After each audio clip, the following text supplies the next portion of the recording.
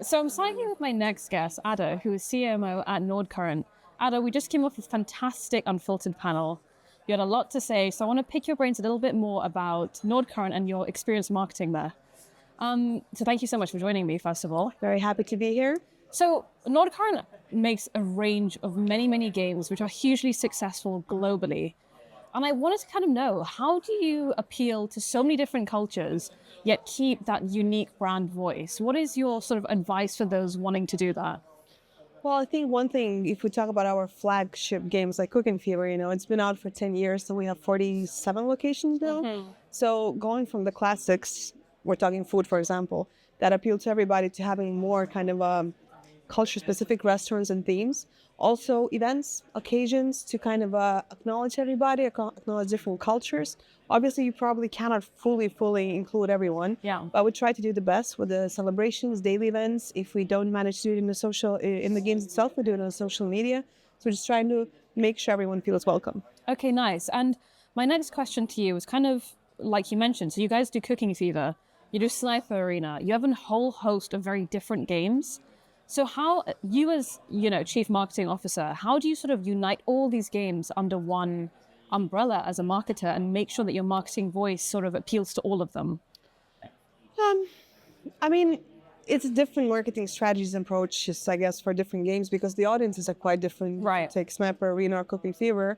I mean, it's slightly different games. Yeah.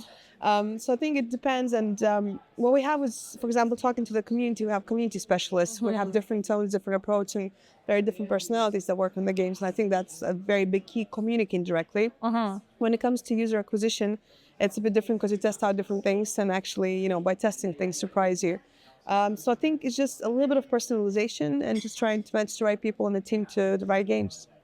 So I wanted to ask you as well. So before we had our chat today, I think it was yesterday, I saw on the Pursuit of Scrappiness podcast, I didn't know you guys are fully bootstrapped. So, and then at the same time, you have 800 million downloads, 100 million in revenue roughly. How do you manage to do that while being fully independent? What does that mean for your marketing strategy? Maybe it's retention and monetization.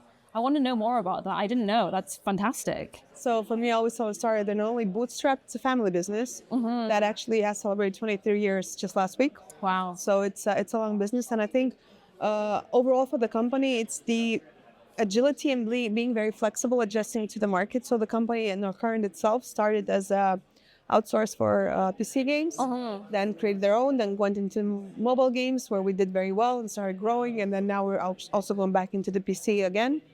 So it's to the company. When we're talking about marketing, I think it's a very big accountability because, it's one thing when you're funded by many people, of course you're accountable, but here I'm laughing, I'm spending my boss's direct money. Right. He's sitting next door and I'm like, sorry, I'm spending that. But saying that also, it's a lot of data, a lot of tracking. There's space for experimentation.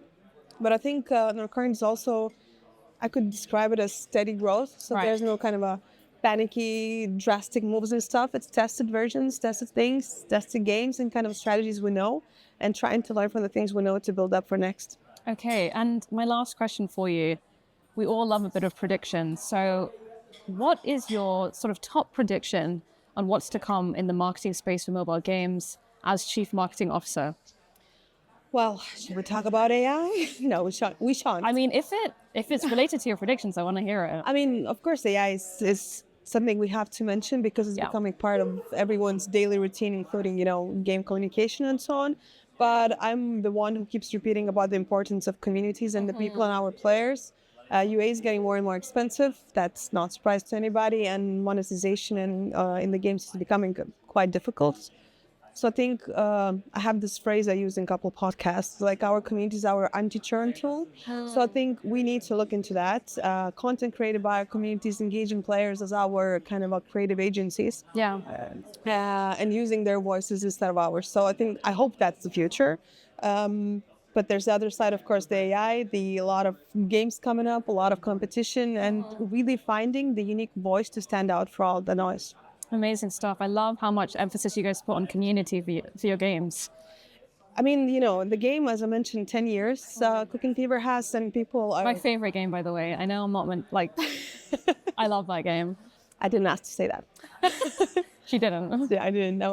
But the thing is, like, your games are your players, and if we look at the numbers from the UA, there's no better retention than players who come for other players and they actually love the game and they communicate the game. And we try to listen to them to fix the game, try to listen what's important to them and use that in our communication. So I think it's one of the things that keeps the longevity of the game is concentrating on your community and making sure it works for them, because these end clients, if you don't want to go into short in and out business, that's the key. Absolutely. Well, fantastic. We can't wait to see what Nordcurrent does next, Ada. Thank you so much. Oh, we have a lot of exciting things up the sleeve. Can't wait. Thank you.